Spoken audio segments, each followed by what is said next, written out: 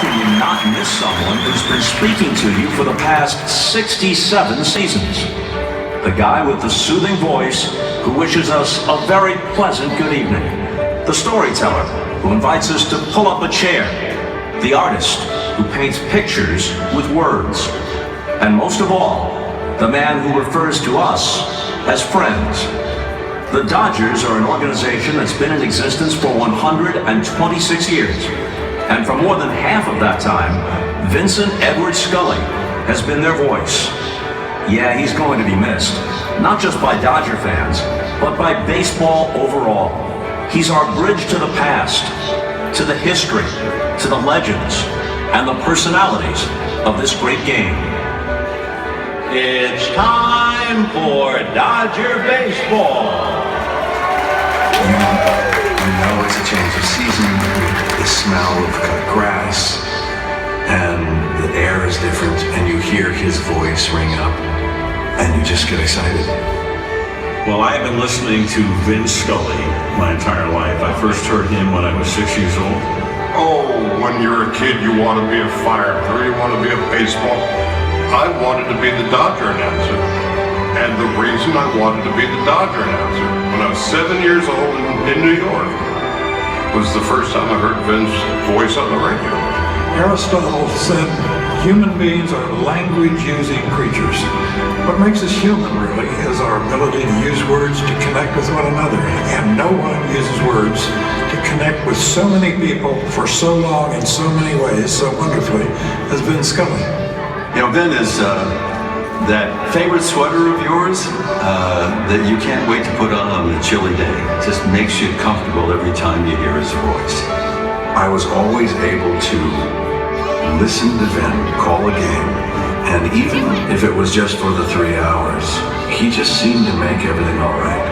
He just means everything to you. When people come and go out of your life, he's always there. And when you're having a tough time in life, he's always there. He's been the good uncle to all of us who love baseball. You know, it occurs to me that when Vin Scully broke in with the Brooklyn Dodgers under Red Barber in 1950, there had to be players still active who had been playing during the 1930s. And there will be players who broke in this year or last year who will still be active in the 2030s. So as yet another mark of the uniqueness and greatness of Vin Scully, he will have called games played in by players whose careers literally are separated by a full century. Everybody was bringing transistor radios out in the 60s, and here I am in the batter's box, and I struck out, and I can still hear Vince Scully saying I struck out, which sort of makes you not really care that much, you know, because he sounded so good.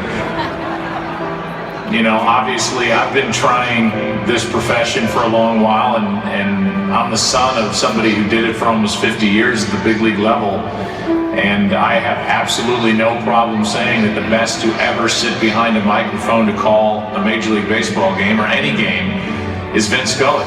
You sit there in awe of his delivery and his ability to just relate to you, and you think you're Vince's best friend, and you've never met him. He loves baseball. He respects baseball. He understands baseball. He's genuine with his friends, with his family, with the fans, and in his work. He's not only a man for all seasons, but a man for all sports. He's done a wonderful job in football and in golf. And I guess that tells you about his professionalism, that he's able to go from one sport to another and still maintain that admiration.